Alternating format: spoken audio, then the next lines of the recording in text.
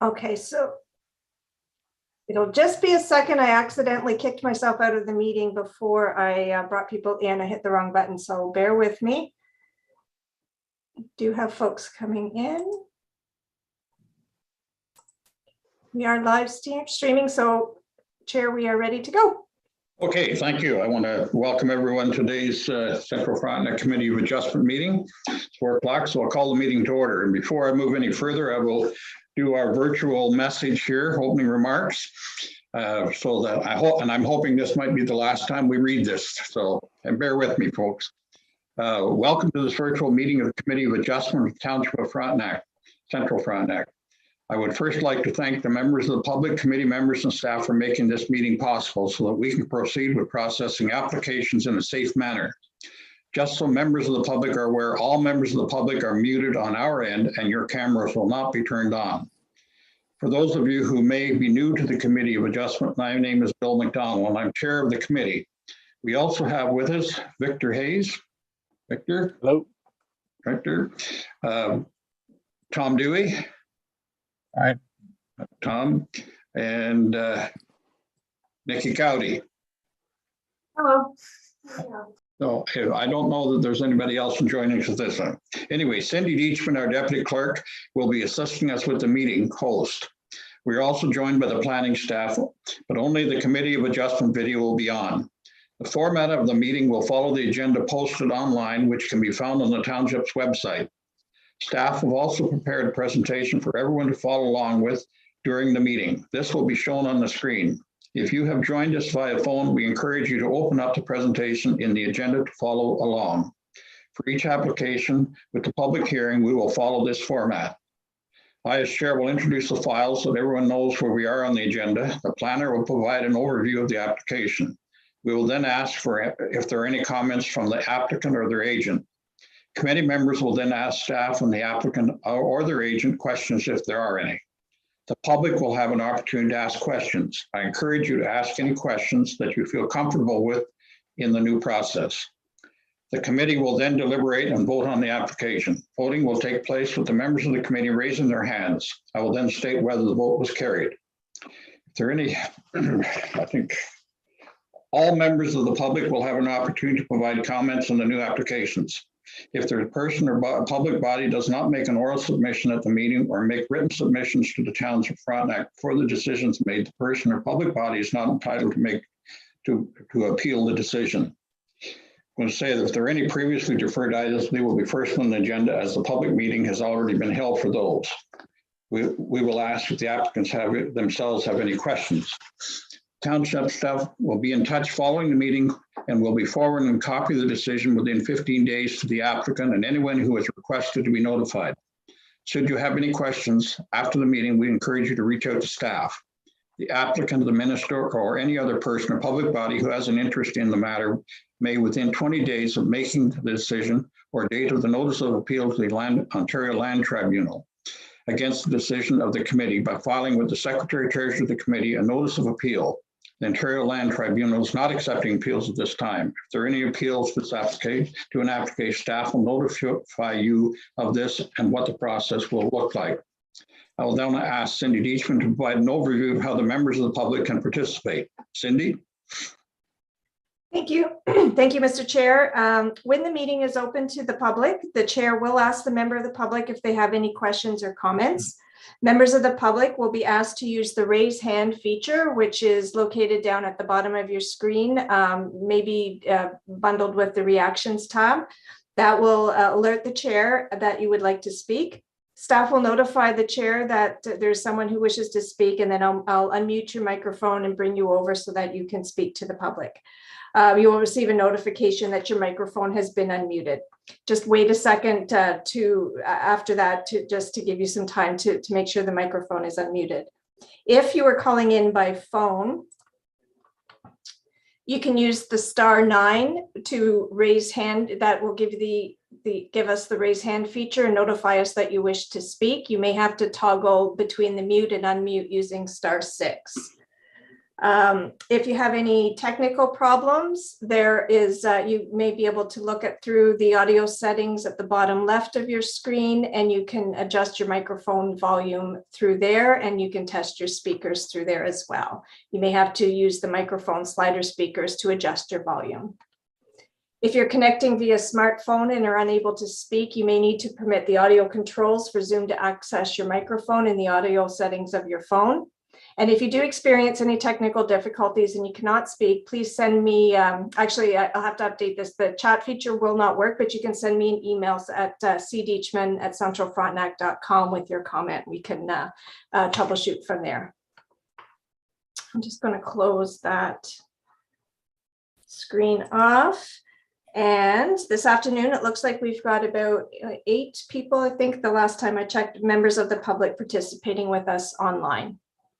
Thank you. Back to you, Mr. Chair. Thank you. In the unlikely account that the committee members disconnect from the meeting will proceed if quorum is met, and the committee members will attempt to reconnect. Should all members of the committee disconnect, the meeting will be postponed and all members be asked to reconnect. If the meeting cannot be restored within 15 minutes, the meeting will be postponed and the staff will be in touch with each of the applicants. A notice will also be posted on Township social media, letting you know. Thank you for your patience, and I hope that we last time I have to read this. So at any rate, we'll carry on. Now, I have a motion moved by Nick Scouty and second by Tom Dewey. The agenda be adopted. Are there any additions to the agenda? Crystal? Hearing none. As presented, any discussion, members? All in favor of the motion? This motion is carried.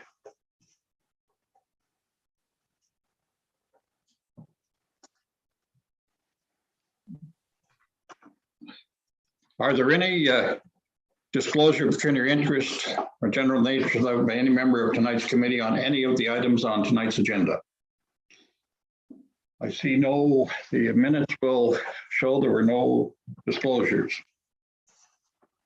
I have a motion moved by Victor Hayes and second by Tom Dewey that the minutes of February the 10th, 2022 be adopted as. Were there any errors or omissions as noted by anyone on the panel in regard to the minutes? Is there any discussion on the minutes? All in favor of the motion ahead of us and before us? Motion's carried as presented.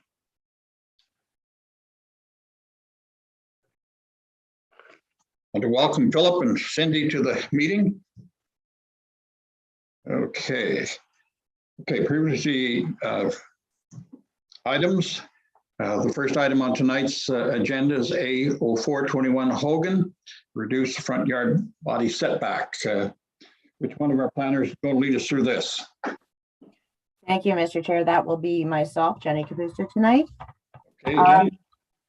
Okay, this application A421 was brought to the committee in April of last year.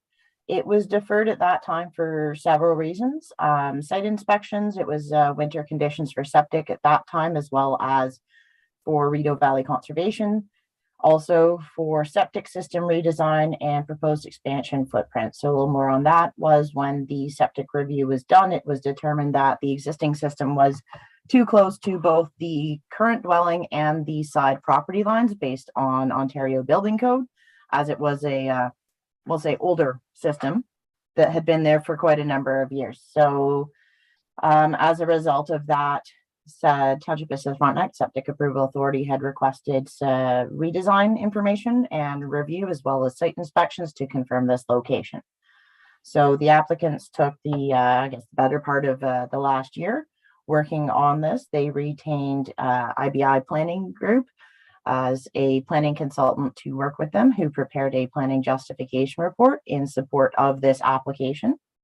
The applicants also retained Groundworks Engineering to redesign the septic system and prepare site sketches showing accurate sizings before, after, setbacks, etc.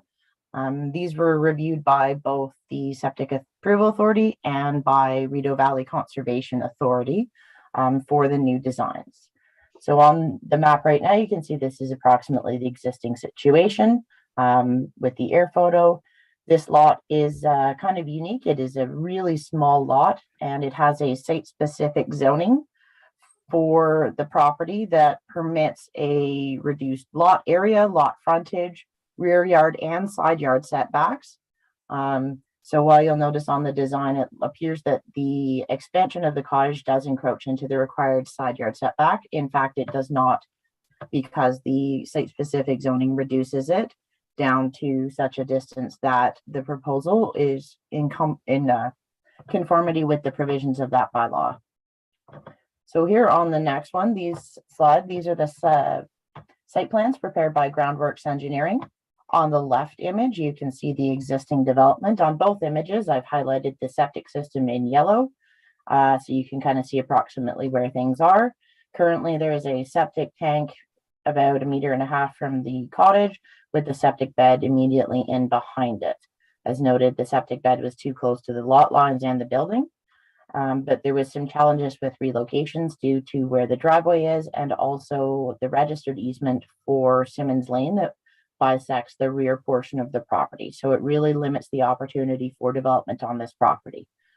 The applicants, as I said, worked with Groundworks Engineering and IBI Planning Group to redesign. So the redesign is that the existing tank will be pumped, crushed, destroyed, backfilled, and the ground rehabbed. And then in a little approximate location, but a little bit further away, they're going to install a brand new tank along with a pump chamber that will pump the effluent up to a filter bed that'll be about 25 meters or just a bit over from the high water mark of Elbow Lake. So that changes the septic setback from about 15 meters to 25. So that's quite a significant increase in that leaching bed distance. As part of this, they had to redesign and reorient the driveway because the new filter bed's in the location where the existing driveway is. So they have redone that and used the area for the previous septic filter bed as part of the backfill and rehab. Is that they have transformed that into a gravel parking surface immediately in behind the cottage, because that makes better use of the property. They are planning on reconstructing the existing cottage. So the footprint that's there, interior, and the existing uncovered deck will remain the same. And with the addition of, on this right image, this small red square here, which is about 5.5 square meters, so less than 100 square feet. Addition will square off the back of the cottage. And as I noted, that reduces the side yard to 1.7 meters. However, the site-specific zoning on this property permits a minimum side yard for the main building of 1.5 meters. So this proposal actually does comply with all other provisions. So they're asking for permission to expand that legal non-conforming structure and minor variance to install the new septic system, 25 meters, with the pump chamber in proximity to the dwelling. So as I noted, the revised application, plans from Groundworks, and planning justification report were circulated both to Rideau Valley Conservation Authority and to the Township of South Frontenac. Comments dated, oh, that is not the right date. Sorry, because March 30th, 2022 has not happened. That was supposed to be March 3rd and not March 30th. Anyway, from Rideau Valley Conservation Authority, they now have no objections to the proposal. They noted that the new septic system was a net environmental gain for Elbow Lake, both in redesign and relocation. They still had some concerns with the existing versus proposed, but deferred that to the committee, and planning staff are satisfied that the proposed expansion area highlighted in red on the previous slide is the extent of that expansion, and there will be no further encroachment towards Elbow Lake. Conservation also included some conditions required to follow during the redevelopment of this property, which are fairly standard that the committee will have seen before: straw bales, sediment measures, things like that during construction, as well as requiring all roof eaves troughs and things from the drainage from the roof and around the property be directed away from the lake into some sort of leaching bed or gray water system. Township of South Frontenac reviewed the plans from Groundworks Engineering for the septic redesign, and comments dated March 2nd, 2022 said no objections to the proposal, and noted that they appreciate the proposed system maximizes the water body setback given the small lot size and topography of the property, which essentially slopes from the lane to the lake. So it was some challenges to get everything on there and make sure that you weren't impacting any stability of things like that. At the time of this writing, we didn't have any comments from neighbors. So everyone seems to be in support of that. Based on all the information provided, planning staff are recommending approval of the application as revised with the revised submission submitted earlier this year. Thank you, Jenny. Are there any comments from the applicant or their agent, Cindy? Yep, just a moment, please. I'm going to move over Tess Gilchrist. Okay, can you go ahead? Thank you very much, Cindy. Good afternoon. My name is Tess Gilchrist, and I'm the planner with IBI Group who prepared the justification. I have nothing further to add, but just wanted to let you know that I'm here to answer any questions that you may have on the application. Thank you, Tess. I'll move forward. Are there committee members will ask, do you have any questions of the applicant or their agent? I don't see any questions coming at you so far, Tess, so we're lucky here. Now, Cindy, is the public, is there anybody in the public that has any questions on this application?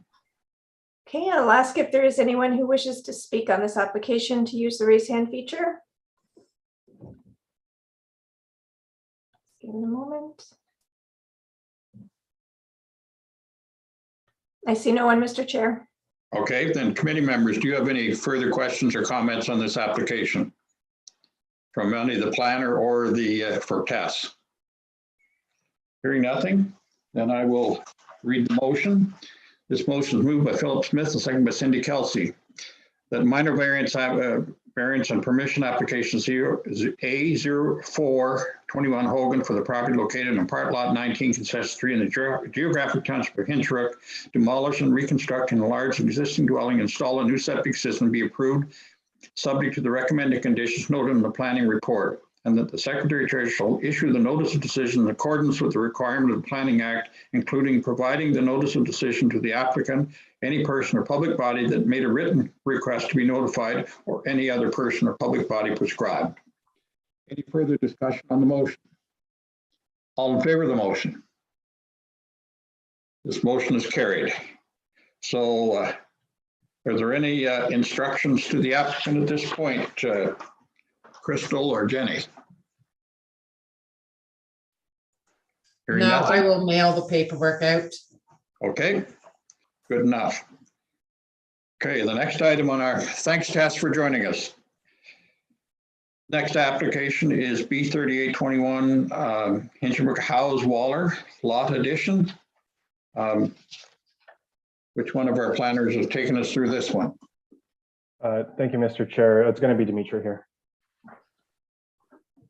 So just for everybody in attendance for tonight, my name is Dimitri. I'm one of the planners with the County of Frontenac. So consent application B3821HI proposes to sever approximately 0.27 hectares or 0.66 acres as a lot addition parcel for the benefit of an existing undersized waterfront property located at 1040D Howes Lane in the geographic township of Hinchinbrook. This application was deferred by the Committee of Adjustment on September 9, 2021, because township staff noticed some discrepancies related to the title and ownership information associated with the subject lot. These issues have since been resolved, and staff are of the opinion that the file can move forward. Just to recap, the subject properties that the lot addition parcel will be severed from is an existing 18 hectare or 44 acre lot that's located on the southern shore of Long Lake. The lot has direct frontage on Long Lake Road and Long Lake and can also be accessed by two private roads, Waller Lane and Minnie's Lane. The property is also bisected by another private road named Howes Lane. Howes Lane provides direct access to the benefiting parcel. The subject lands are split zoned between waterfront residential and rural. The lot addition parcel will be approximately 0.27 hectares or 0.66 acres in area with approximately 85 meters or 279 feet of frontage on Howes Lane. The lot addition parcel is developed with an existing accessory structure, appears to be subject to a right-of-way easement for a driveway, and contains a local hydro line. The lot addition parcel is also split zone between waterfront residential and rural. The lot that will benefit from the lot addition parcel is located at 1040D Howes Lane, just north of the lot addition parcel.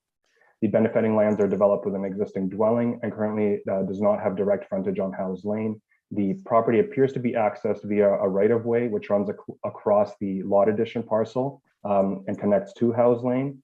The benefiting lands are also zoned entirely as waterfront residential. The purpose of this lot addition application is to expand the existing undersized waterfront property and to provide direct frontage for the benefiting lands to Howes Lane. Since there is no new physical development proposed by this application, it was not circulated to the Township of South Frontenac for comments related to septic suitability.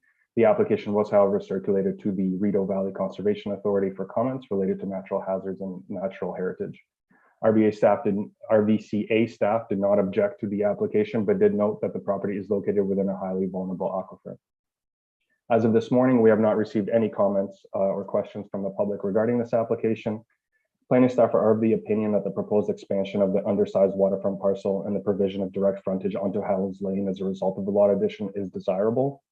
As outlined in the staff report, staff are recommending for the rural portion of the lot addition parcel to be rezoned to waterfront residential should the committee decide to approve this application. This is because split zoning is a zoning technique that's used to delineate where certain uses should and should not be located, typically on large or constrained lots. In this case, staff see no reason why the benefiting lands and lot addition parcel should be split zoned.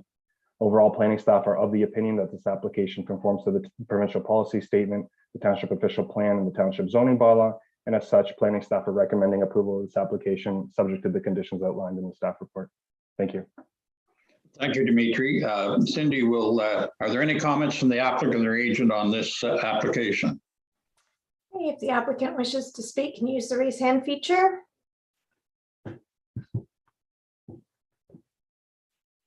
No, I don't see anyone. Okay, committee members, do you have any questions or questions in regard to this application? Is everybody on mute tonight? No questions. The public, is there anybody in the public that has any questions on regard to this application, Cindy? Okay, I would ask you to use the raise hand feature if anyone wishes to speak.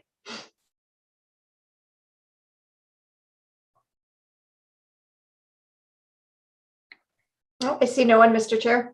Okay, committee members, do you have any questions in regard to this application?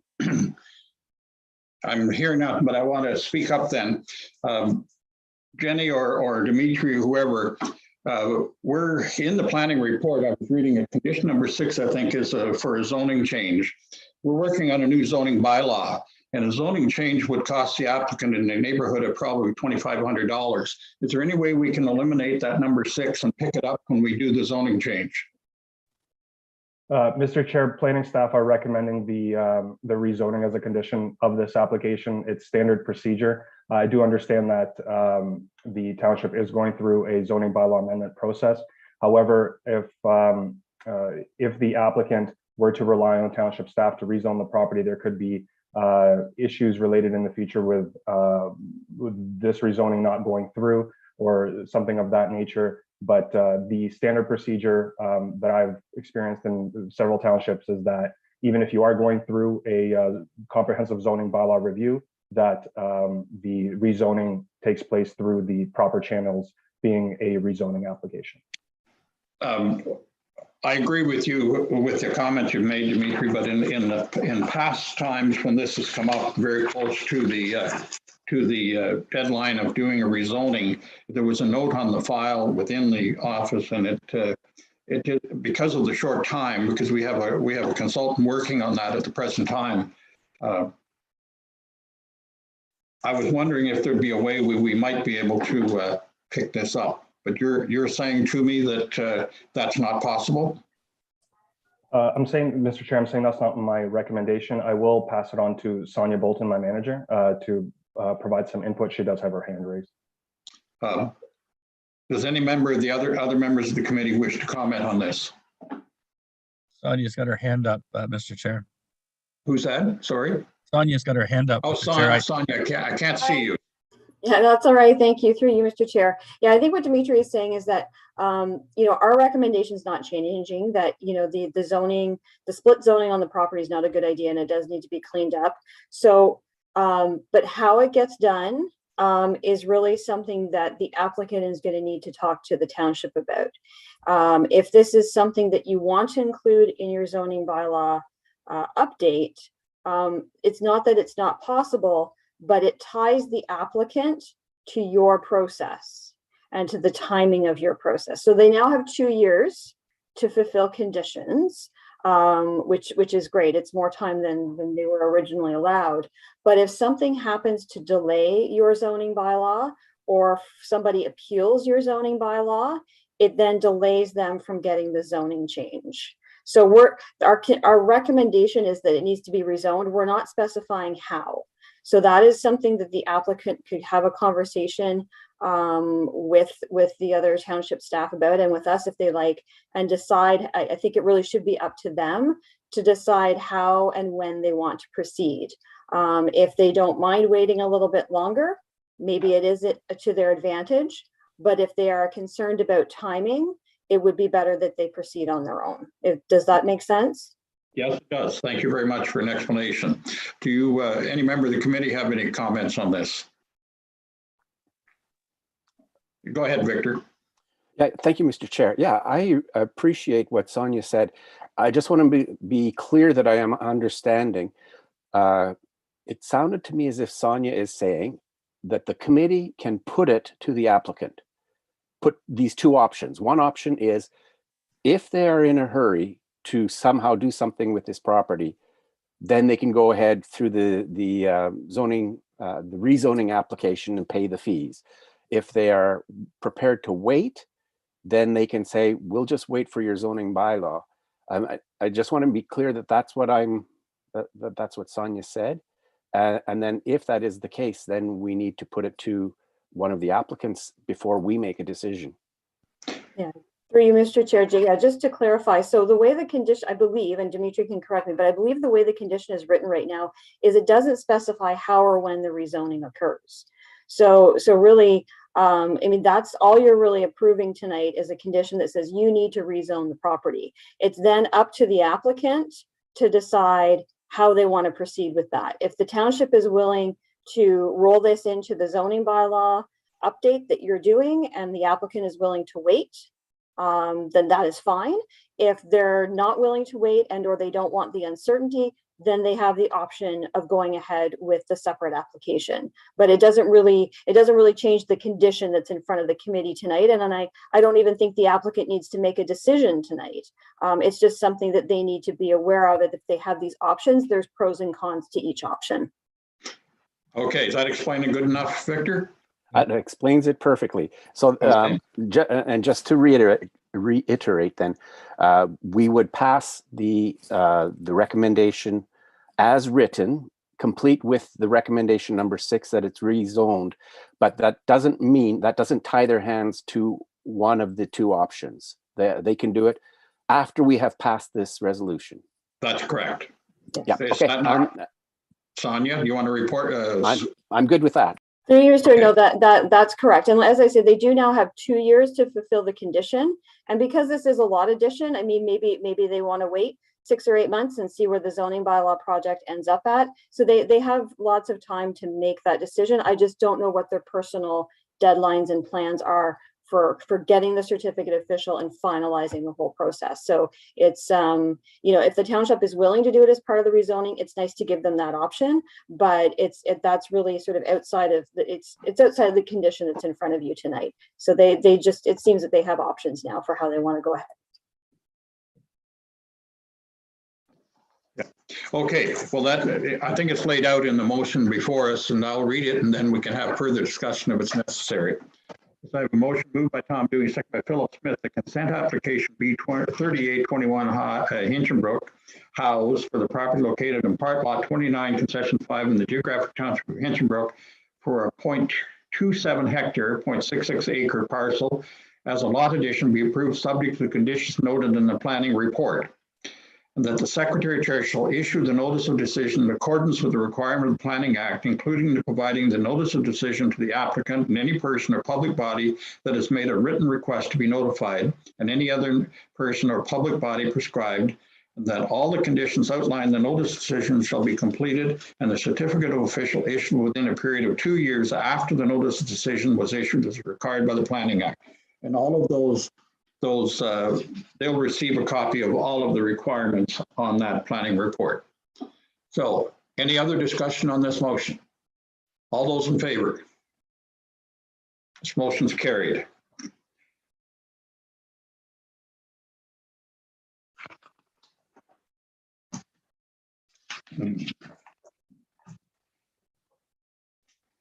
So the next item on the agenda tonight is B 6221 Hinchinbrook Brown, creation of a new lot.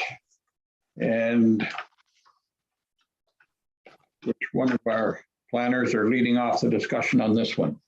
Thank you, Mr. Chair. That will be myself, Jenny, again for this one tonight. As the committee may remember, last month this was before the committee for a decision for the creation of a lot on Second Lake Road. The new lot will be about 1.15 hectares or 2.85 acres in area, with the retained being about just under 17 hectares or about 41 acres in area. The retained parcel is, or I guess the whole subject property is currently vacant and used for agricultural purposes. As far as we can determine, the proposed lot is also vacant and has residential development proposed. This was deferred at that time due to lack of comments from Septic Approval Authority, and the committee requested that perhaps we return that this month with an added condition that provided the septic can be, comments from septic can be favorably received in advance of the certificate, then we could move this application forward without having to wait for the ground to thaw fully. Planning staff are in support of this, especially with the extension for 2 years of conditions. There should be no problem getting this satisfied, and as such have revised the planning report to include that condition for the approval of this lot. So recommended conditions include the standard conditions, such as survey of the proposed lot, the parkland fee, completion of conditions within 2 years, with the added condition of septic approval or favorable comments before the finalization of the creation of this new lot.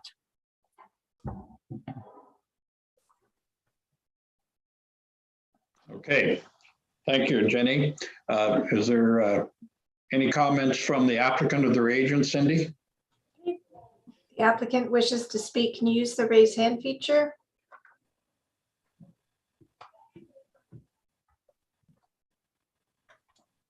I see no one, Mr. Chair.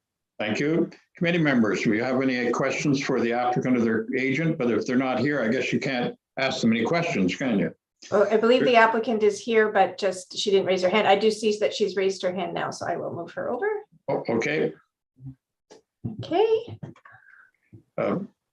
Hi, we were just confirming that we are here. No. Okay. All right, committee members, do you have any questions from the applicant or their agent? Don't see any questions there. Cindy, is there anybody in the public that have any questions regarding this application? So if there is anyone who wishes to speak, please use the raise hand feature.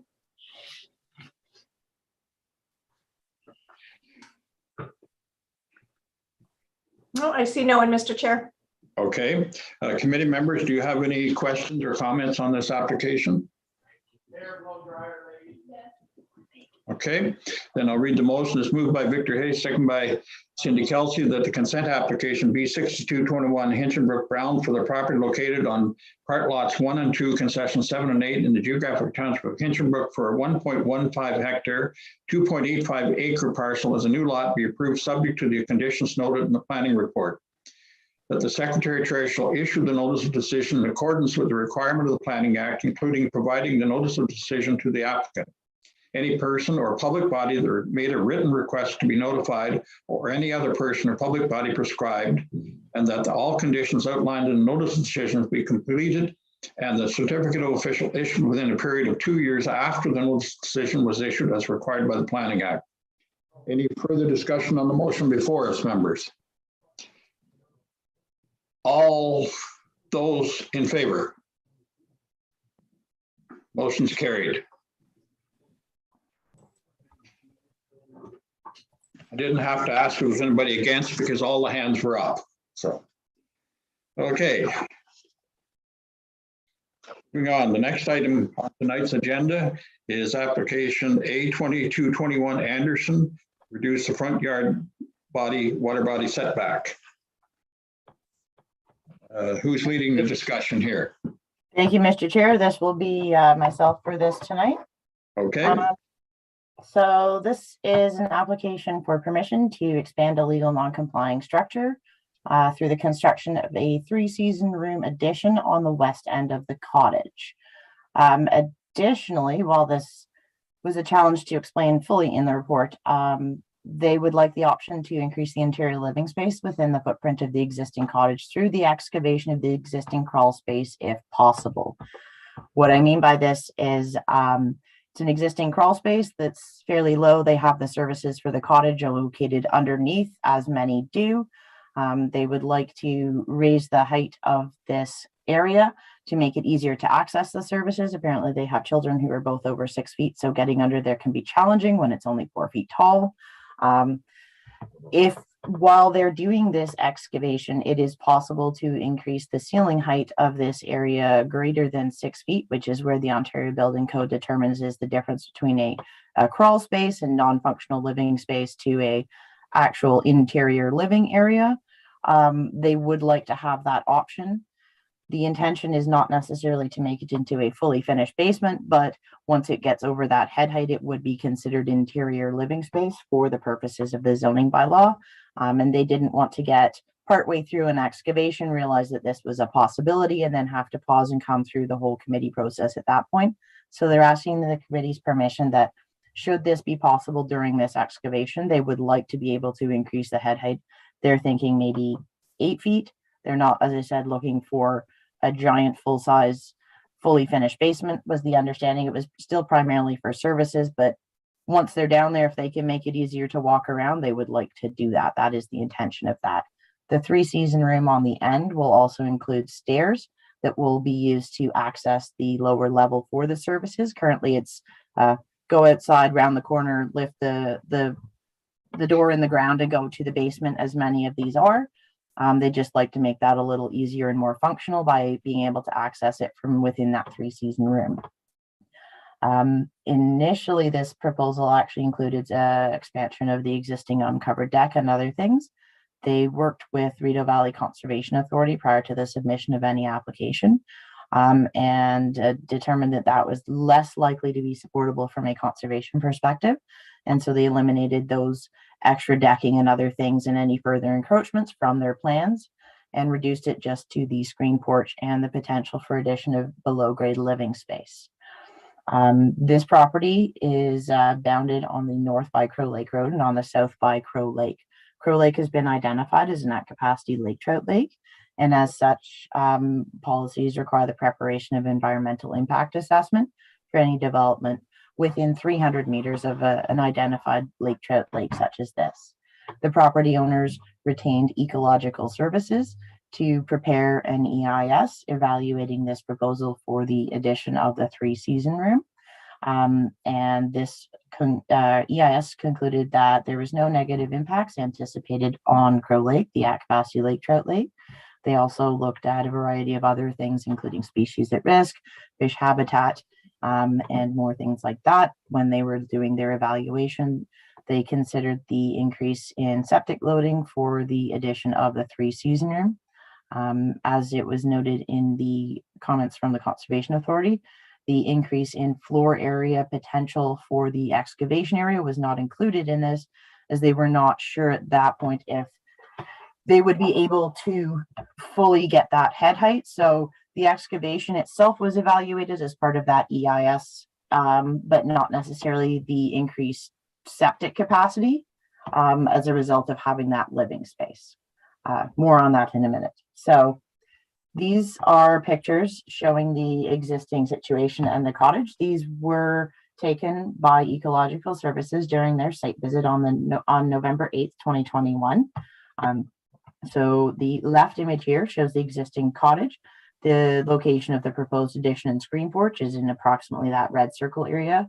As you can see right now, they come out on the deck, down the stairs, around the corner, and then back down into the underground lower service level. So they like to have a screen porch that's in this area that allows interior access to that. The right image, sorry, left and right backwards. Again, a different view of the area for the proposed addition. The ecological services noted that you can see there's up at the top, approximately level with the roof line shown here, is where the road surface for Crow Lake Road is. And also in the area of the proposed addition is existing lawn and ornamental plantings, very little natural vegetation or things like that that are going to be impacted by this construction. On this next slide, you can see on the left image, this is the view east along the Crow Lake shoreline.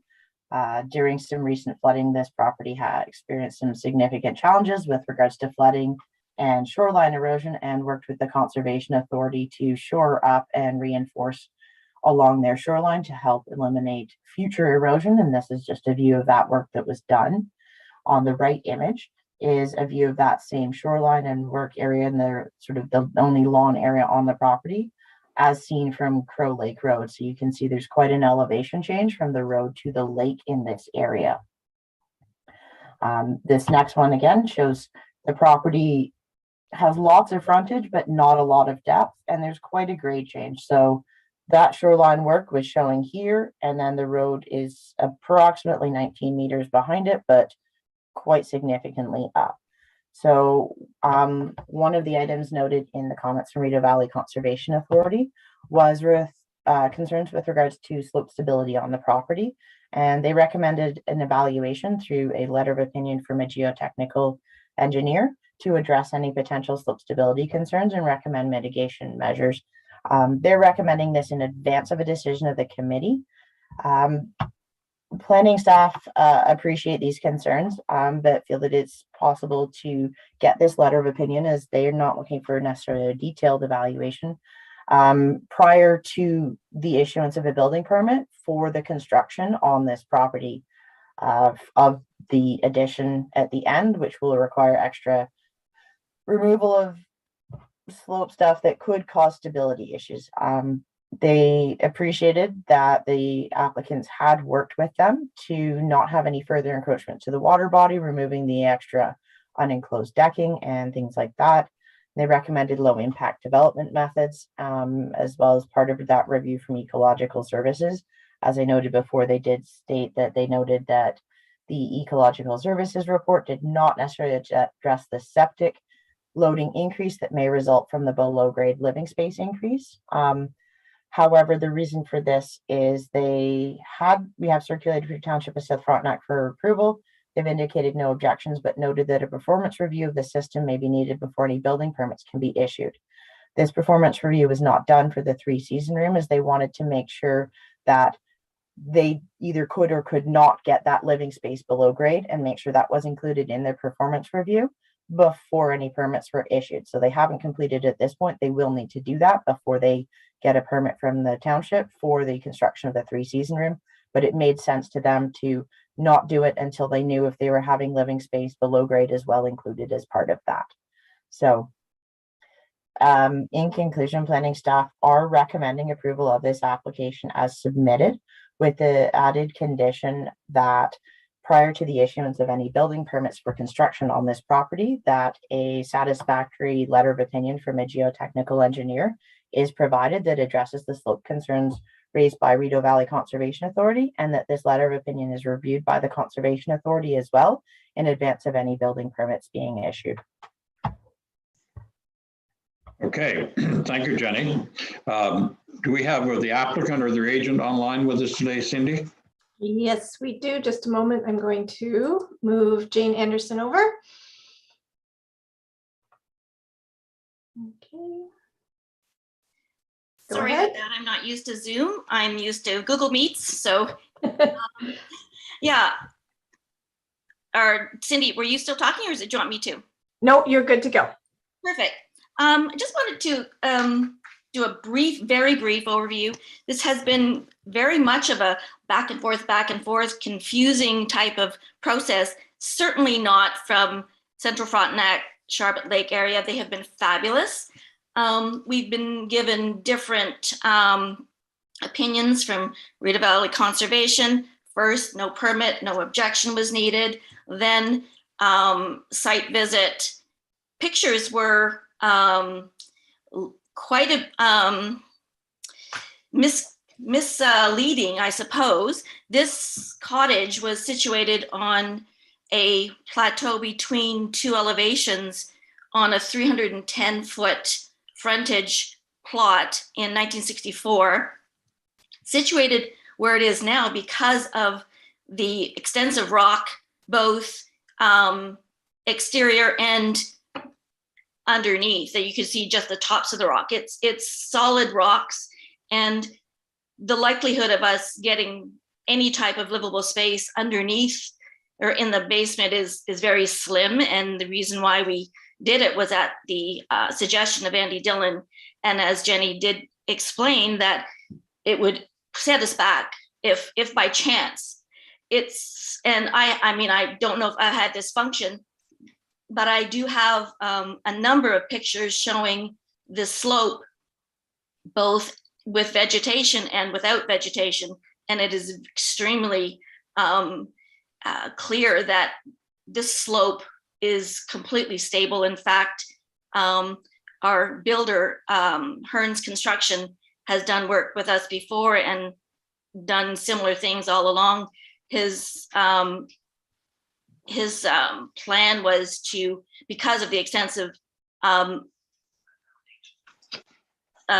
because of the the extensive rock, he can just fast any type, and it's a post and beam construction. There's no digging out or any type of change in the terrain, mainly because it's just not possible. And we can't move the proposed sun porch, three-season sun porch back because of the extensive rock that is not small. It's Canadian Shield, so we all know what that looks like. And that's why this location was chosen to begin with in 64.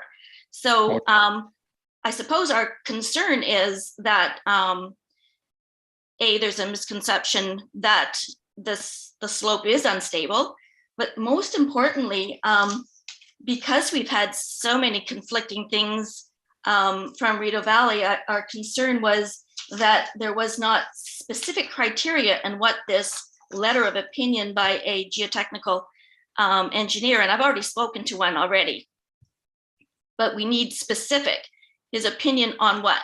Because if we go to this expense and then it goes for approval through Rideau Valley Conservation Authority, and they say, well, you didn't do this, this, and this, as what happened with our environmental assessment, even though we conformed to the criteria that was given to us and appears in the official plan, there was things that they deemed missing. So I just want to clear all that up so that we have very specific criteria that needs to be in this letter of opinion from the engineer.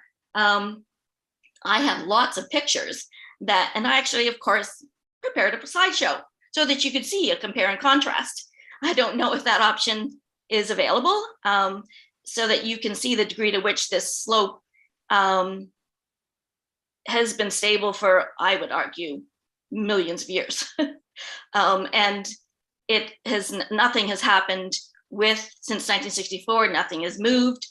The other issue that I was a little concerned about in Jenny's recommendation was that the wording, and possibly I'm misunderstanding, that the wording in one of the conditions for approval of the variance would lean more heavily on the opinion of Rideau Valley Conservation Authority than the actual township. And pardon me? Okay, Jane, I think I'm starting to hear, I'm hard of hearing, but I think I'm starting to hear doubles here of your repeat, but I'm just wondering if the committee members would ask the Jane, any questions, or if they have an agent. Committee members, do you have any questions on this application? Go ahead, Victor. Yes, thank you, Mr. Chair. I'm just looking at the conditions in our package, and I don't see that one of the conditions is a slope study. It was, I believe, well, I've got the letter that, or what was sent to us, that it was a letter of opinion from the, from a geotechnical engineering. That was, I think that was in Jenny's. Now, Rideau Valley Conservation wanted a geotechnical survey report, which can mean many things. Core drilling, it can mean all sorts of stuff. So Okay. I just, yeah, clarification would be great. And Go ahead, perhaps Victor. Jenny, I believe Jenny is the one that wrote up this report. I mean, Yes, I read Victor, I believe what Jane is referencing is condition number 2 under no adverse impacts. Yes. Yes, and I put yeah, so a letter of opinion because that was what was stated in the comments from the Conservation Authority. I would like to note that the Conservation Authority actually is on the line tonight, so perhaps the committee would like to have questions directed to them. We have both Phil Mosher and I believe Sarah was also joining us. But yes, Sarah has her hand up, so perhaps she could pull over and maybe answer some of the questions in better detail than I can.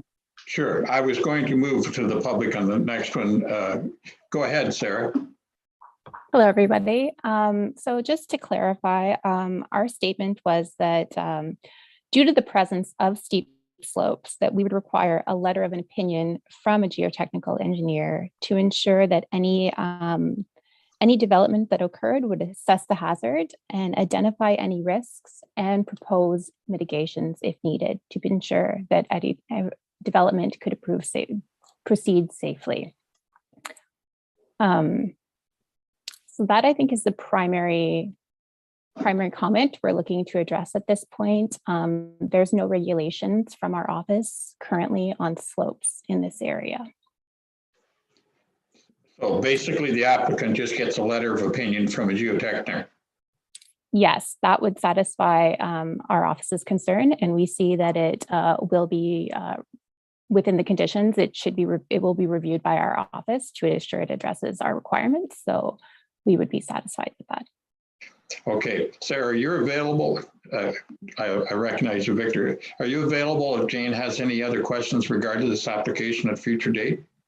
Yes, I am. And my colleague, Phil Mosher, is on the line as well, and he is also available to address any questions now or in the future. Okay, Victor, go ahead. yes, thank you, Mr. Chair.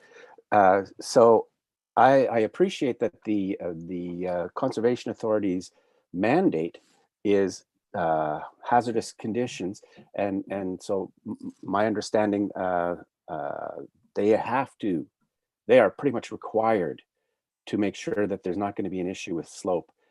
Now, I believe Ms. Anderson's concern with this, with the Conservation Authority's position is that the wording for the requirement is vague. And Ms. Anderson's concern is that they're going to spend money on a geotechnical engineer who will write up a letter and submit it, and that then the Conservation Authority will come back and say, no, that's not what we needed. We need something else. So I'm wondering, Ms. McLeod, whether or not you can provide some sort of clarity or perhaps some way to calm this concern of Ms. Anderson's. Is there some way that you can be specific about what you need in that letter? Sarah, can you address that, please? I will try. I'm sure we could provide some details that we would need to see. I could speak to our engineering staff to see if they could outline some specific requirements they would like addressed. Okay. Philip, you on the line here also. Do you have anything to add to this application? Yeah, I'm just going to say that I think since the start of the process, at least through the correspondence records that I have, we have used consistent wording throughout, and we are more than happy to whoever the geotechnical engineer is who would be hired to participate in a pre-consultation discussion with them to ensure that there's an appropriate scope in terms of reference, because there is a very different amount of work that's required for a letter of opinion versus like a full slope stability study. And it is a letter of opinion that we are recommending here. It's a lesser standard and it's not as much work. And we would be pleased to participate just to make sure that that is clear to whoever would be doing the work. Okay, is that waylay any of your fears, Jane? Yes, to a certain extent, it's on record. So because I have email trails too that indicate that full geological survey was required. So it's on record so that a letter of opinion, which would be fabulous. And I thank you so much for understanding that there was a bit of vagueness, especially in past history over the last, say, 6 months. That will be great. And if I can provide the geotechnical engineer with specific criteria of what, then we don't have to repeat this process. Okay, and that's good. Let's leave it at that. I don't know that we're going to have any further discussion. Does any member of the committee have any questions in regard to this application? Cindy, is there anybody in the public that might want to speak to this application? Mr. Chair, I note that Victor, he's had his hand up. Yes, I will get to him. Okay. Okay, go ahead. Go ahead, Victor. Okay, thank you, Mr. Chair. Yeah, this was actually unrelated to the slope. It's related to the excavation, and this is directed towards Jenny, please. Do they need a permit to do excavation? So I'm a little unclear about how this process is going to move forward, because they're talking about needing a building permit and then perhaps needing a septic assessment done. But do they need a permit to do the excavation before, or can they do the excavation and then apply for the building permit once they know how much space they're going to have underneath? Jenny, do you want to speak to that? Absolutely. I can say that's an excellent question. They have obtained a building permit from the building services currently for the excavation. Is considered realistically like foundation and height increase work, with the condition again that under building code, the maximum, I think it's actually 5'11", but it was easy to write 6 feet in the report just for concise purposes. Essentially, as long as their excavation is below that height, and that is very clearly stated in the report, that as long as the crawl space is still a crawl space and they're doing some minor excavation or foundation work as part of that, the building permit they have currently will cover that off. If it is, if for some reason they do have the ability to get a greater head height, and the committee does approve that through this, my understanding is they'd be able to figure that out once they start doing the excavation, at which point they could go in and amend the existing building permit that permits them to excavate a crawl space, to then have permission to have that increase in height to be a what would be considered then basement versus crawl space under building code. Okay, good enough explanation, Victor. Yeah, thank you, Jenny. I was just worried there was kind of like a chicken and egg problem here, but that explanation. Yes, yeah, they're able to get the permit for what they're doing right now and have got that from the building department. As I said, they just, if they're down there and they're able to do it, they'd like to be able to call up and be like, hey, can we amend this based on our permission so we actually can do this and get our tall children under there doing their work, things like that. Okay. Mr. Chair, I see Ms. Henderson has her hand up again. Yes, I see that. Go ahead, Jane. Really, really short. I just wanted to make sure that once, if indeed we do get past the 5'11", does construction stop, or do we just apply and do the septic system proposal if we have to enlarge our septic system or whatever the requirements? Do we have to stop construction, or is that just part of it, that we understand that we will be doing that if by some chance we do it, we get the height? Okay, thank you. Cindy, is there anybody in the public that has any questions in regard to this outside of those we've already heard from? If there is anyone who wishes to speak, can you use the raise hand feature?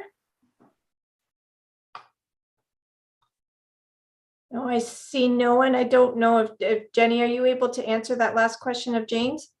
Yes, I was just gonna raise my Yes. hand if I hadn't, yes. What I would recommend is having a discussion with Andy Dillon of the building department to determine exactly what he would recommend as the best course of action. If you're going to need to do a performance review for the 3-season room anyway, my recommendation would be that you just include the lower living space as part of that performance review. And if it's determined that you can't accommodate it, then that answers the question of even if you could do it. But I would definitely work with the building department on kind of the order of operations for that to make sure that maybe you can amend the permit before you start excavation, and that way you don't have to stop halfway through. Okay. Everyone understands where we're at here now? No further discussion. I'm going to read the motion. Moved by Nick Cowdy, second by Cindy Kelsey, that permission application A2221 Henderson for the property located in Part Lot 2, Concession 4 in the Geographic Township of Oso to reduce the front yard water body setback be approved subject to the conditions noted in the planning report, and that the Secretary Treasurer shall issue the notice of decision in accordance with the requirement of the Planning Act, including the providing the notice of decision to the applicant, any person or public body that made a written request to be notified, or any other person or public body prescribed. Any further discussion by members of the committee? Those in favor of the application?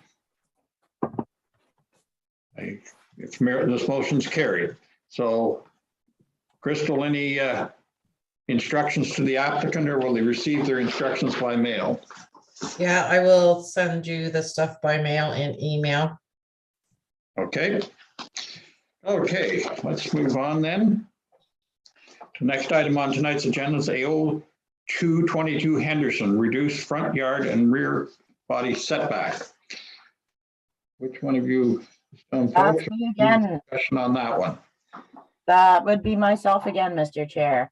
Okay, go for it. So this is a combined minor variance and permission application.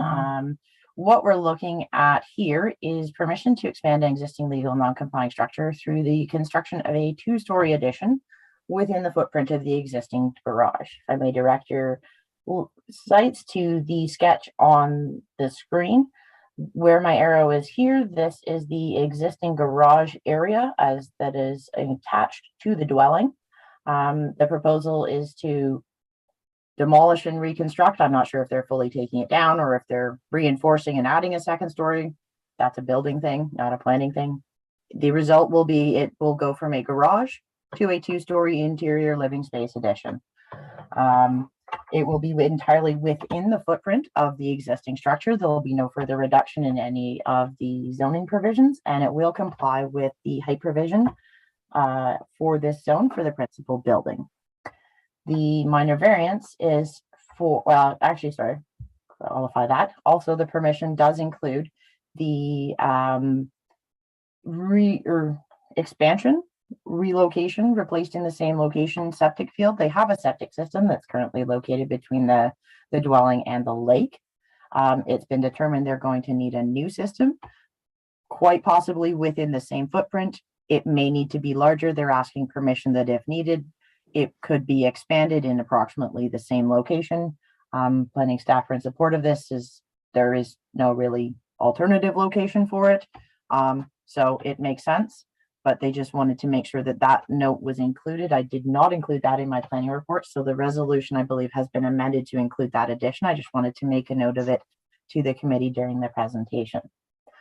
The minor variance is for the construction of a new detached garage because they are converting their garage into living space. So they would like to have a detached structure to serve for the interior storage space, things like that, that would have been as part of the attached structure. That is located at the very rear of the property at the northeast corner. Generally, a 1 meter rear yard would be required for accessory structures, in which case this would comply. However, the bylaw requires that where a property has frontage on both a road, either public road or private lane, and a waterfront, and as this is Big Clear Lake, that the required rear yard for the the required rear yard is to be the same as which would be the front yard for accessory structures. So that would be required to have a 7-meter rear yard. There's a couple of reasons why that's not possible. There's a minimum setback between the main building and a detached structure of 2 meters. The location where it's proposed here puts about 2.9 meters between the main building and this detached garage. So it does meet that requirement by reducing the rear yard to the 1.4 meters. There was some correspondence from a neighbor who and planning staff both read the email and did have some phone conversations with them. The concerns raised were with regards to the proximity of this detached structure to the rear property line and the potential impact on access along Willett Lane. As it was discussed, the setback will be measured to the foundation or base of the structure. So there is the potential for an overhang, which is common on many structures. Usually it's about 6 to 8 inches. I believe this is approximately the same that's going to be on this. I did note and convey that one of the requirements for any construction is that all portions of the building or structure must be entirely within the property lines. And this does include any overhangs, porches, eaves, awnings, such as that. So while the setback is measured at 1.4 to the base, any overhang or awning, eve, things like that must still be within the property line. The rear property line does abut a deeded right-of-way for Willett Lane. On the upside, Willett Lane does not appear, based on the survey and conversations with the neighbor, to be right up against the edge of the deeded right-of-way. It does appear to be in the middle of the right-of-way part, so it does give a little bit of extra space. However, it is the opinion of planning staff that there would be sufficient area, even with the application as proposed, to still have the snow plowing and the driving of any large vehicles, things like that. That one of the requirements for any construction also on deeded lanes is that no private construction can inhibit the access along that deeded right of way for any other person. You can use it, but you can't block it. You can't make it a navigation hazard. So those are all parts of having that deeded right of way. And again, there's plenty of planning staff that this location would allow sufficient for that. The applicant's agent had replied to this correspondence and indicated that there was a willingness on the applicant's part to perhaps relocate that garage a little bit farther from the rear property line, provided that it didn't reduce the distance between the main building and the detached building such that it no longer complied with the zoning bylaw. So planning staff are recommending as approved with the 1.4. However, I just wanted to note that the applicants have indicated a willingness, if there are serious concerns that can't be met, that there is a possibility to do some relocation. I just would want to make sure any relocation does respect the other zoning provisions. Additionally, based on the small size of the lot and the existing detached sleep cabin that is on site, as well as sheds, storage buildings, this detached garage will increase the lot coverage for accessory structures from the permitted 2% to 3.8%. So it does double the permitted lot coverage. However, there's very limited area on the property. And this really maximizes the water body setback and its location. So while it does increase the lot coverage, it will not impact the view of sort of the built form from the water. It's going to be behind the existing structure. It's not going to be something that alters the waterfront character. It doesn't require any vegetation removal along the shoreline.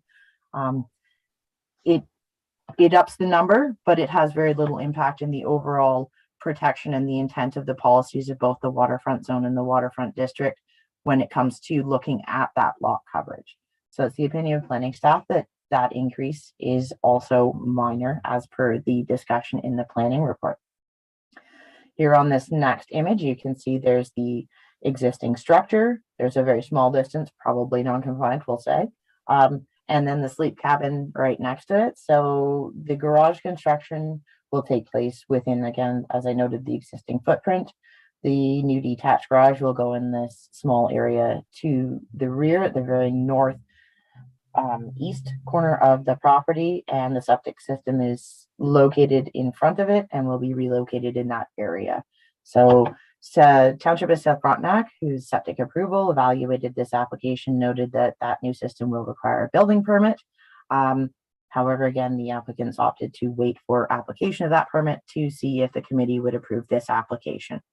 Quinte Conservation evaluated this proposal, and comments dated the 14th of February this year said indicated no objections to the application as submitted. They did note that the property is located within the regulated area of the Conservation Authority, and that any development on the property will require a permit from the Conservation Authority. This does say no comments received from the public. As I noted, there was a detailed letter from the neighbor. I just did not get that updated into my slides once I had made this. So I apologize for that, but I have discussed that comments, and they were provided to the committee in advance for review also. Based on everything presented and the comments received, planning staff are recommending approval of this application as submitted. Okay, thank you, Jenny. Are there any comments from the applicant or agent online, Cindy? I'm going to allow Michael Nealon in to speak. Good afternoon. My name is Michael Nealon. I'm the architectural designer and the agent for the homeowner, Scott Henderson. So I've prepared the site plan and been involved for the last year or so with Mr. Henderson on the design of this process. I don't really have any comments other than to reiterate what Jenny said about being willing to move the detached garage back by a foot or so if that alleviates the concerns of the neighbor about the distance from the right of way, though there's no way that the garage would encroach across the property line, obviously, or even within the overhang of the garage would not encroach by even into 1 meter from the property line. At any rate, I'm open to any questions from you. I just wanted to let you know I'm here. Okay, thank you. Committee members, do you have any questions of the staff or the agent for this applicant? No questions? Well, that's good. Jenny, is there anybody on the public that might want to ask a question in regard to this application? If there's anyone wishing to speak, just a moment, I'm going to move over Brian Swift. Go ahead. Thank you very much. Good afternoon. My wife and I are property owners that do need access past this proposed building along Willett Lane and this right of way. And I believe my comments were submitted prior to the meeting and have been part of the information package. Effectively, we're simply asking that that setback, the request was for the setback to be the 1.4 reduction, which is actually an 80% reduction of the Township of Central zoning bylaw. We're simply suggesting could it be 1.85 would be a setback reduction of 74% of the Central Frontenac zoning bylaw. And I acknowledge that maybe a vehicle wouldn't hit the building, but the potential from the standpoint of snow plowing, et cetera, I think warrants consideration as it relates to that 1.85 request we've made. And I think from what I've heard from Jenny, the agent has accepted that, and I appreciate that this afternoon. Thank you. Okay, thank you, Brian. And of course, the members of the public, member of the committee did receive your comments and took it into consideration. Okay, Jenny, is there anyone else in the public that may want to comment on this?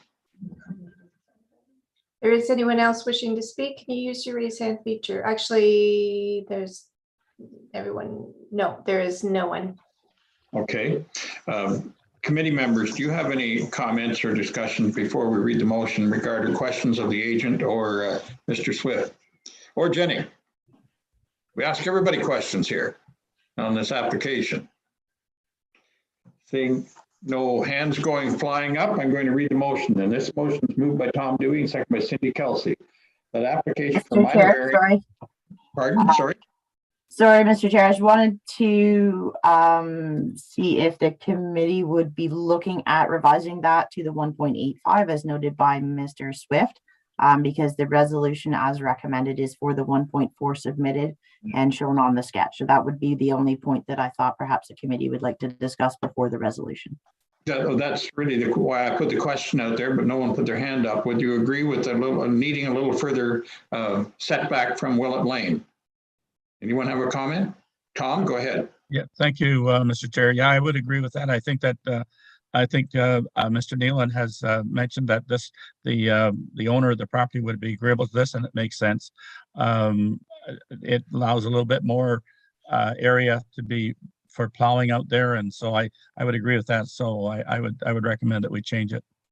Okay, Cindy, go ahead. You're muted, Cindy. Sorry about that. I agree with Tom that I think we should change the setback a bit just to give more room for snow plowing and bigger vehicles to get through. Oh, okay. Anyone else? Michael, I'll address the question back to you. Is that possible within your planning system?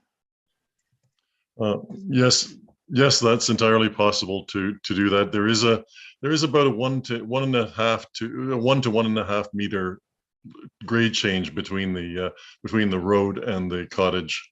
So there's going to be a new retaining wall that's going to have to go in. The retaining wall will be slightly higher if we move it back, but that's doable, and we will. And with the sorry, and one last comment with the footprint of the garage that we've proposed, the 2 meter distance from the cottage will still be respected by the increased setback from the lot. Okay. Okay, members of the committee are in favor of this change to the application then? I say, okay, well then we will put that in the application instructions, which will go out to the applicant. All right, I'll start over again. I think Tom Dewey just wants me to read more. Anyway, this motion moved by Tom Dewey, second by Cindy Kelsey, that application for minor variance permission A0222 Henderson for the property located on part lot 15, concession 9 in the geographic township of Kennebec to permit the expansion of an existing legal non-complying dwelling to reduce the rear yard setback and permit an increase. Yeah, it'll have to be on their property.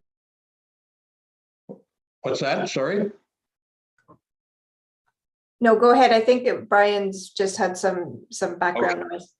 All right, to reduce the rear setback and permit an increase in lot coverage for accessory structure be approved, subject to the condition noted in the planning report and with the following amendments.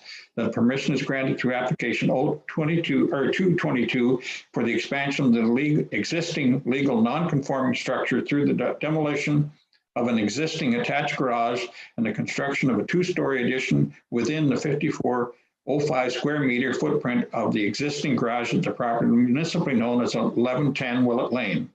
B, that permission is granted through the application A222 for the expansion of existing legal non-conforming septic system at the property municipally known as 1110 Willett Lane.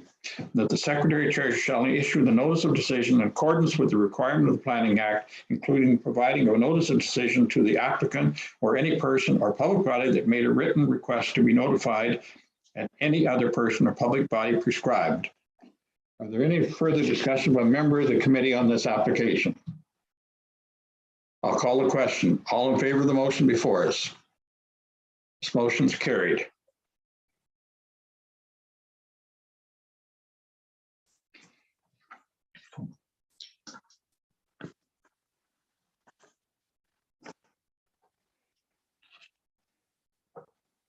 That completes the applications before us, but the other planning issue that I wanted to discuss with members of the committee is there's a request in front of us. If we want to, if we as a committee would like to continue doing our committee of adjustment virtually, or would you like to go back to doing them in person?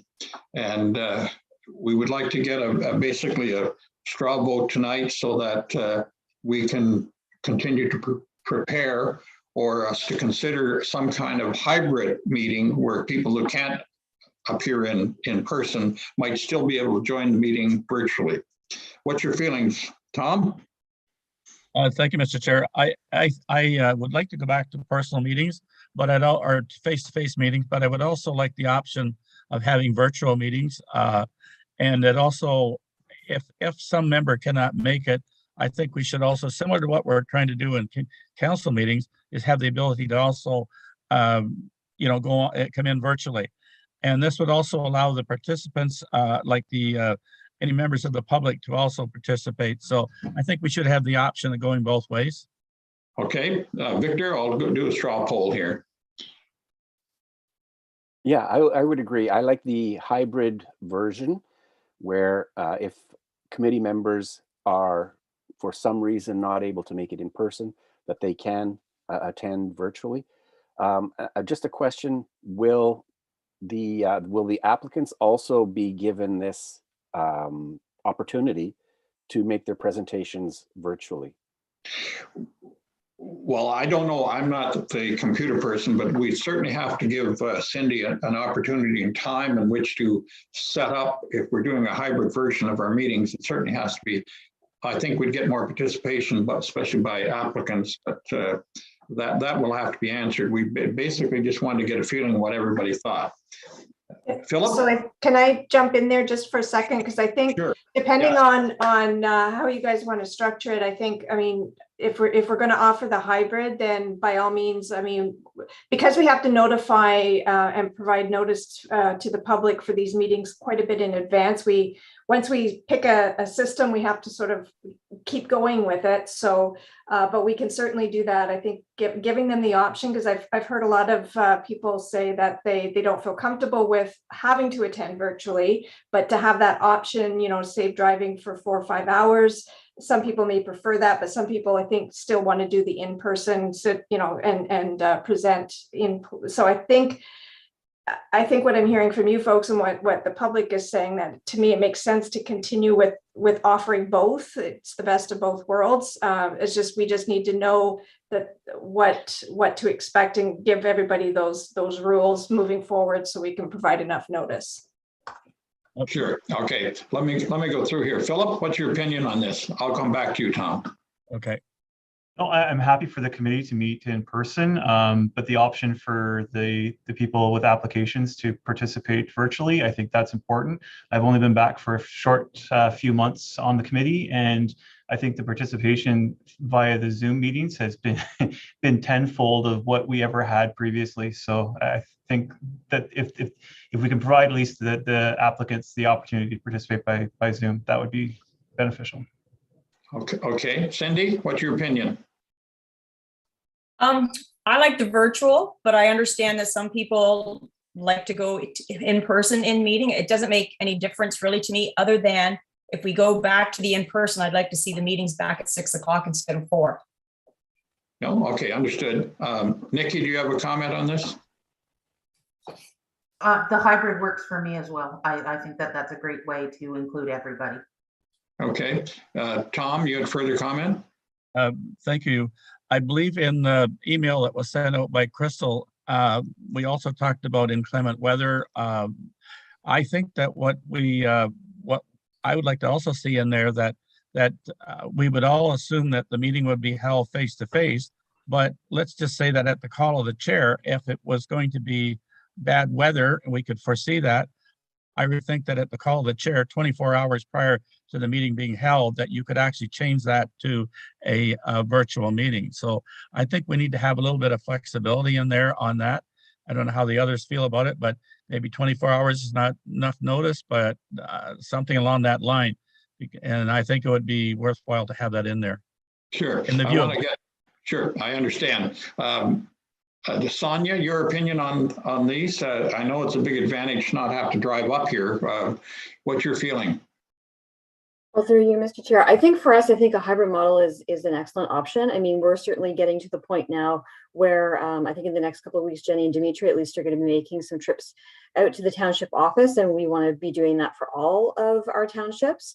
But certainly having the hybrid really helps. We've gotten to the point where with yourselves and with North, there are so many applications that we can't just assign one planner to do all of it. From a workload perspective, we have to split that up. But then it becomes more expensive if we're all sort of driving and attending one meeting. There really are cost efficiencies if we can attend virtually.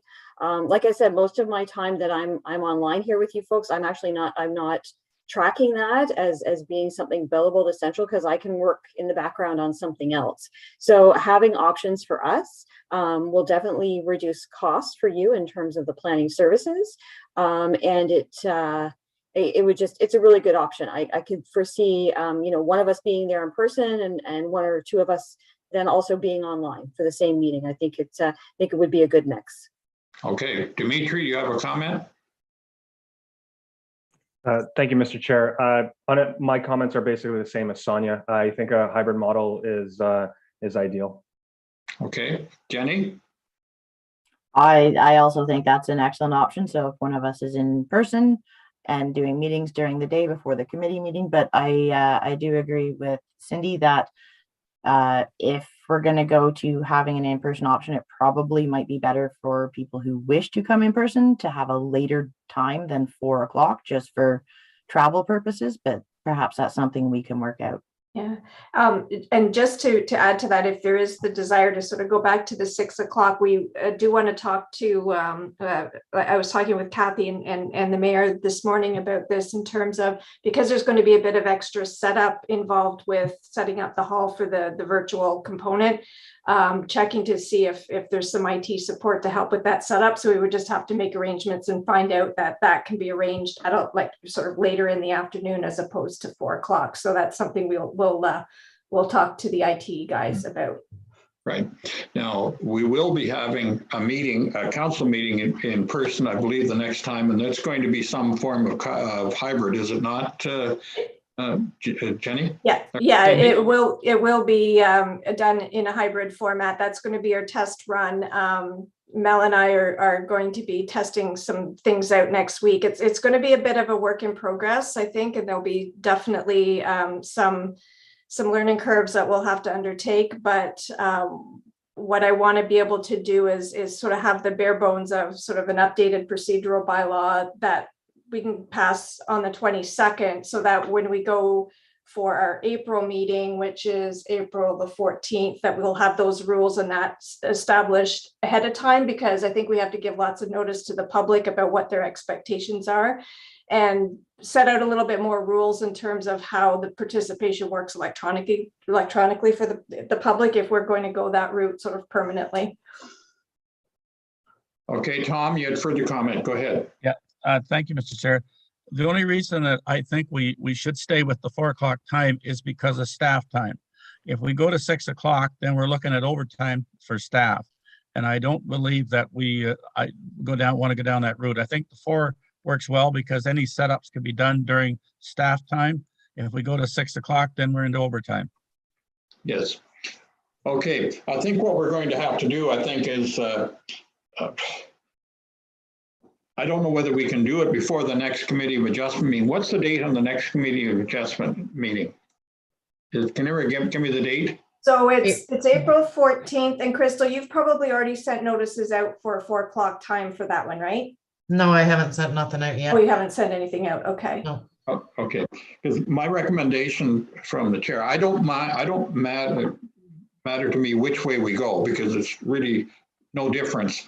The only difference being, and I found it, I've been at hybrid meetings where people were on a screen and somebody with a table, was you have to make sure that you're actually including the people that are on the screen in the discussion and in the voting, because you have a tendency as a chair to look around and you see, let's say, 5 of the 9 people on the committee are in the room. Well, you just automatically, if the hands all go up, you have a tendency to say the motion's carried rather than including the people on the screen in the decision making. So I think what we'll have to do is just let it roll for a little while and see how our first in-person meeting goes, because that's going to be some kind of hybrid meeting, and see where we can go from there.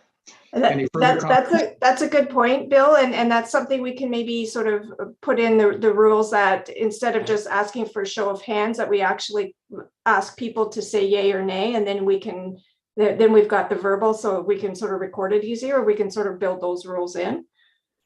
Right. Okay. Mr. Chair, could we put this as an agenda item at our next council meeting to discuss this, and with regards to the, talking about the overtime, extra staff time and that sort of thing, and then maybe come up with a decision as to whether we want to go with 4 o'clock versus 6 o'clock. And I mean, I believe the hybrid would be okay, but let's just look at it then after the next council meeting, see how that goes, and then have a little discussion with you at that meeting and with the mayor there. So when, Crystal, when's your deadline to have to send out notices for the April meeting? Well, the deadline is kind of past, but I do have, I think I do have one coming in. And then I do have to bring that Harvey one back that we talked about yesterday. And so as long as I have it 2 weeks prior to the meeting, we should be good. Like if I have comments from the Conservation Authority. So I really don't have anything out for April as of today. Why can't we leave April alone and deal with it after that? Why can't we talk about it and then deal with it after? Like leave April virtual. I think right now the procedural bylaw for Committee of Adjustment, the timing of the meetings is at the call of the chair. So we don't have to specify in the bylaw itself what time the meetings are starting. So if we want to decide that April's meeting, we continue with the 4 o'clock so that there's some, so Crystal can proceed with getting notices out and whatnot, then we can kind of deal with the timing at a different point once we have more time to research it and talk to council as a whole. It's just an idea. I see Jenny has her hand up as well. Yes, I was going to say the same thing. If there's going to be discussions at council, perhaps we plan to do the next committee meeting exactly the same as we're doing today. It'll all be all virtual, no changes to that. See how council goes. Let you guys work the bugs out. Once you perfected it, we'll adopt it. Yeah, technically though, because we're not in the state of emergency anymore, the bylaw does need to be amended to allow the hybrid version outside of the state of emergency. So we probably need to do something on the 22nd, but we can do something similar where it's just a simple change like that and deal with the rules and the procedure at a different, at a later date. Okay, from my feeling and from the chair, I would think that it would always be better if we're doing an experiment that we'll do it when we have a light agenda. And what I'm hearing from Crystal is that the next meeting, it doesn't look like there's going to be a lot on the agenda, so it might be a good time to play around with the system and get it right. Victor, did I see your hand up? Yes, thank you, Mr. Chair. My thought was that we're having a great discussion here, but I think it does need to be more fully thought through. And if we're going to do that at the council meeting on the 22nd, that means we're not going to be able to pass a bylaw, except maybe a very general bylaw like what Cindy was saying. So I'm wondering whether or not we should just, for the April meeting, we just have to go with what we've been doing for the last 2 years, the virtual only. Cindy, I appreciate your point. Like, we don't want an agenda with 97 items on it for our maiden voyage. Yeah, but you're planning for next January then. Yeah. But Cindy made a comment that we're coming out of a state of emergency, and do we have to go back to in-house, in-person meetings, Cindy?